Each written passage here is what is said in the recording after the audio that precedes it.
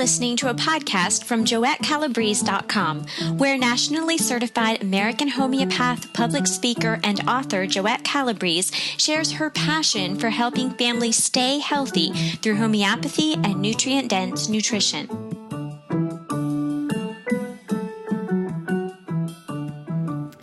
This is Jendi, and I'm back with Joette Calabrese from JoetteCalabrese.com, and this is our series of what to expect when using homeopathy. So far, we've covered the number of doses, the spaces in between, and the other important details, and kind of focused on acute conditions. That was part one. In part two, we talked a little bit more about chronic conditions, and we covered how to watch for what Joette calls magic markers to determine whether the remedy was well chosen. Now, this is the third and last part of this series of what to expect when using homeopathy, and I'm looking forward to hearing about what to do if I choose a wrong remedy for a condition. Okay, so let's talk about some conditions take longer than others. Sometimes even remedies, certain remedies are slower acting, but generally it's the conditions. And in the corresponding article, I mentioned vitiligo. And for vitiligo, the Banerjee protocols have been shown to alleviate this problem in a certain number of people. It's not 100% for everyone, but is generally a very long process with slow results. And, you know, I like to use musical terms. I know that you play instruments and I play piano. And so I love to use musical terms. And it might be called adagio. That's a very slow snail's pace.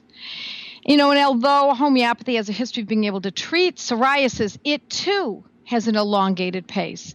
And here is how it often fleshes out. I'll explain this to you. Pun intended, by the way, Jendi. And you have another story for us about a little boy today. And I love it when you share the stories because I understand and I find I remember the example better. Yeah, it does help. Yeah, there's nothing like a story to demonstrate a point. So I'll tell you about Joseph, who's 10 years old. This is a case of a mother who's been taking my courses, online courses, and she's been following my blog for a few years, and also she's had other interests in homeopathy through other homeopaths as well, and then decided to take my course, Skin the Ugly Truth, and later Good Gut, Bad Gut, and this is where she learned how to master the Banerjee protocols, which is who I promote indirectly, and she implemented them with her son. So Joseph had a few things going on. He was irritable, he had food allergies, but most importantly, he had kind of mid-level eczema until a few months ago. And then around that time, probably 2 or 3 months ago, his skin worsened, and so did his behavior. His rashes got very itchy, and his mother, Millie, figured it was something he was eating. So she thought it was probably he was allergic to something. She kind of knew that all along anyway, but didn't have to pay too much attention to it until a few months ago. But she wasn't sure it was anything more than dairy and wheat. So the family had been on the GAPS diet kind of loosely. And if you're not familiar with the GAPS diet, it's a good diet to help eliminate food intolerances and build up gut flora. So the whole family was pretty much on it, but she was a little more strict with Joseph, particularly when he had some flares, but this was the worst that he'd ever had. By the way, for those who don't know about GAPS, it's a great therapeutic diet and can be used, but it's pretty difficult on moms because, especially for kids such as Joseph's age, who sneak candy bars and such, it's pretty tough. But for the most part, Joseph even though he was a little difficult as of recently, he was a rather compliant boy. So based on the information that she found on this blog, she gave Joseph Antimonium crud 6 mixed with Arsenicum album 6 twice daily for about 6 weeks. This is the Banerjee protocol that is pretty specific for itchy eczema. Now, not all eczema is itchy, but it's a really good place to start when you see eczema coming forth. And then she had to check Joseph's skin like over and over to see how it was doing, right? Because I know I get impatient and I want to see how things are moving along. Right. Certainly it's difficult not to check, you know, and Joseph's skin day by day, even by hour, most moms want to see how things are progressing. But I urge parents to not get too caught up in this when it comes to a chronic issue, because we need to look at the net gain in the long run to know where we stand. I was in touch with Millie at the time, and she was my student, and I cheered her on, hold off from assessment, Millie, hold off. You can do it, which is, as I said, difficult to do. But in this case, the Arsenica album and the Antimonium tart, they weren't right after all? Well, that's right. It's easy to get muddled in the process of ebbs and flows. And what I mean by that is it could be a step forward and a half step back, etc. So after the prescribed approximately 6 to 8 weeks, Millie then decided to change course. And the reason is that when she assessed at the end of that time period, she noted that Joseph had a little less itching. She was keeping kind of a record of it somewhat here and there. So based on the magic markers and determining the progress, she admits that the only change was that he was itching less frequently, and that when he scratched, he would go into a frenzy. Now, that hadn't been happening previously, so it looked as though things were not really moving ahead as she had hoped. So she concluded that there was no net gain in his condition, nor was there also any change in his demeanor. And that matters, too. We want to look at the whole person as well, even though we're dealing with eczema and food intolerances. So Millie was most concerned because his skin was vulnerable. And now he had cracks that oozed and bled a serous fluid. And this was as tough on Millie, as you can imagine, as it was on her son. Even her husband was also worried about infections since his skin was open in so many places. But Millie resisted because she too had eczema and experienced a lifetime of steroid use. And she had decided that she wanted to protect her son from sufferings that she endured, and still to this day, as a matter of fact, from the fallout of the steroids. And she also had noted that they never cleared up the problem and caused only new ones. So she was determined not to use steroids. I had nothing to do with this decision. This was because of her own experience. Once the 6 weeks had passed, she felt it was time, of course, to at least start looking at another protocol. And as I said, she looked back at the course, Skin, the Ugly Truth, and the Good Gut, Bad Gut course. And I mention this because this is where I teach how to use these protocols very specifically. So she referred to her notes, and Millie remembered that Petroleum 200, now this is homeopathic petroleum. We've had people who have commented on the blog say, well, petroleum is the worst thing you can use on skin. Well, that's precisely why Petroleum 200 is so valuable, because it's highly diluted, and what causes illness removes illness when used homeopathically. So she remembered that Petroleum 200 is a remedy that is specific for eczema that worsens in the winter and presents with cracks. And of course, this was just a few months ago that she relayed all of this to me when it all began. So it had started to get really bad on his skin back in late November, early December.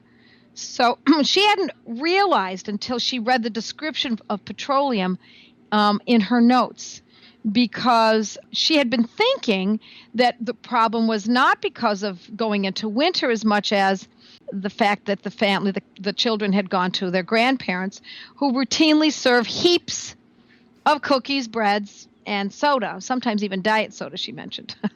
So that makes things a little difficult, and it kind of scrambles up the information. And so then she figured that diet was the cause of this Joseph's skin flare-up. Right, exactly. So Joseph was not getting a full night's sleep because of the skin, or maybe vice versa.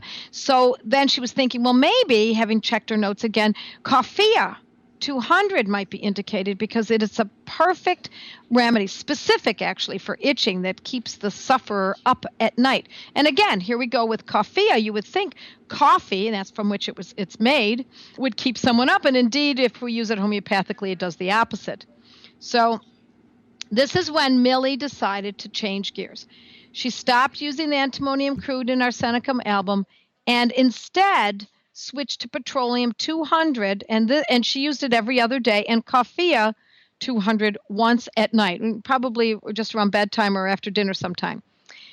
However, Millie didn't take an interim step that I believe she should have taken. That is, it would have been a little bit cleaner, and I can't prove this, but I mean, we see this all the time, that camphor 200, one dose for one day, between the wrong group of remedies and a new fresh protocol, is a part of the Banerjee protocol that helps clear the way and it allows for a smoother transition into the next remedies if the previous medicines didn't produce results. And when I say I can't prove it, because as you understand this story and how it unfolds, you'll see things worked out in the long run, even without camphor. But I'll be writing more on this subject soon, on the subject of camphor and antidoting.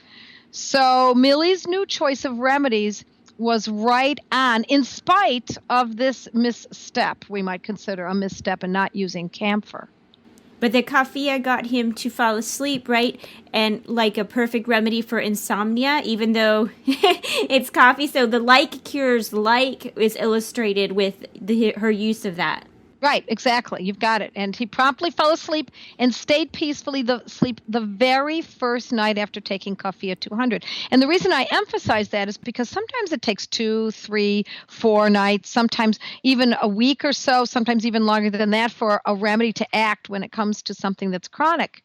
But that's what's interesting about this remedy, is that it's even more specific for those who suffer not just from inability to fall asleep, but who suffer from itching, and the itching keeps them awake. So it's kind of a dual remedy. It's really great for when the itching causes that insomnia.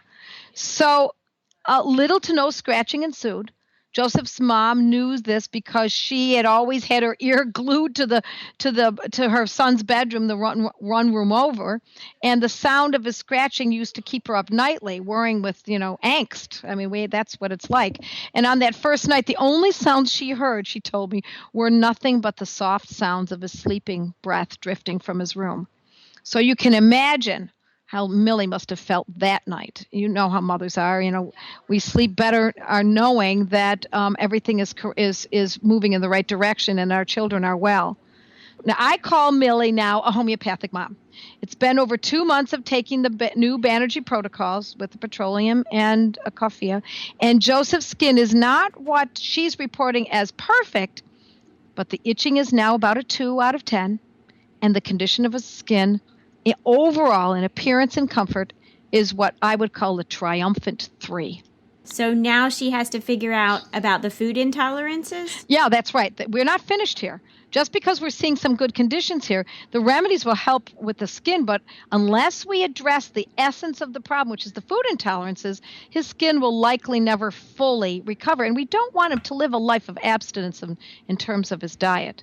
His skin still responds to his diet, but remember, before he embarked on this method, it mattered not how carefully restrictive his diet was. His skin still tortured him. So Millie plans to refer to her notes in Good Gut, Bad Gut, hoping to address this problem so that he will slowly be able to incorporate the more important aspects of his diet, especially dairy. And so that's a great story because it not only illustrates that the wrong remedy doesn't hurt them, it helps you find the other problems. It illustrates it kind of slow and steady. You got to keep track of it and watch it. Don't get impatient. A lot of things in there. Right, exactly. That's why I love telling these kinds of stories. It really does help a lot. This is what I call a return to traditional family values, where mothers and grandmothers cure their families themselves and throw away the drugs of commerce that have never been shown to cure such conditions in the first place. Remember, the first remedies Millie used didn't really fail. They weren't exactly right. They did something. We did see a little something. They were simply ill-chosen.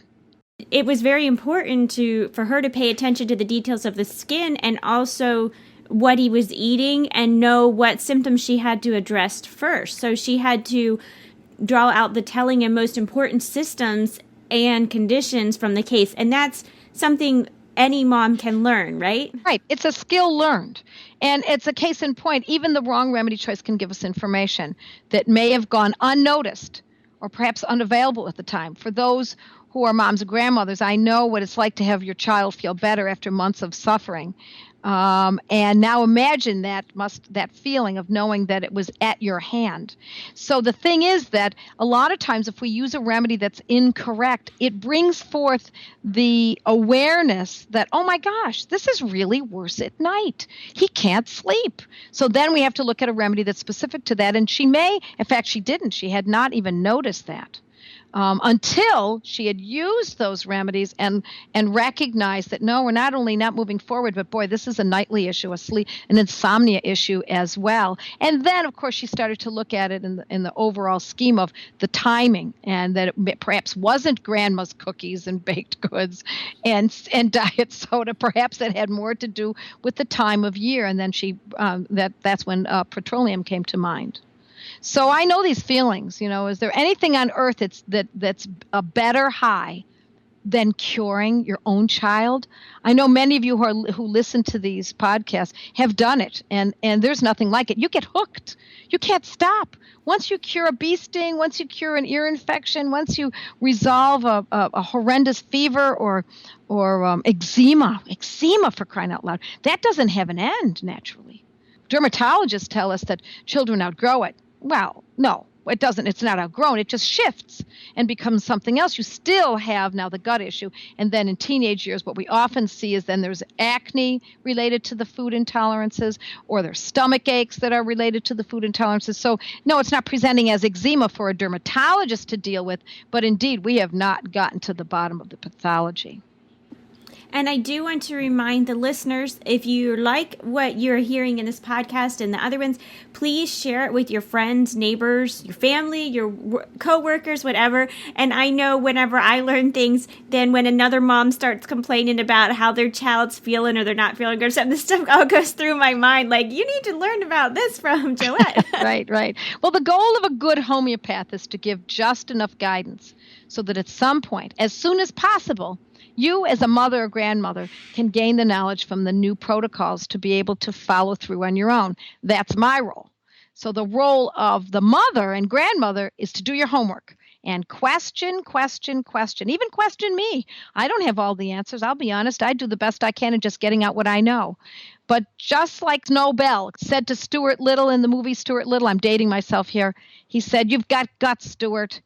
You've got guts. You've got guts, spunk, and moxie." And that's the way I want mothers and grandmothers to approach their family's illnesses. Thank you so much, Joette. This one, again, is full of information. I hope that they had a pencil and paper ready. If not, they can replay it and write things down. Or there's an accompanying blog post at joettecalabrese.com, right? That's right. Thank you so much. Oh, thank you, Jendi. Nice talking with you. Thank you for listening to this podcast with Joette Calabrese. If you liked it, please share it with your friends.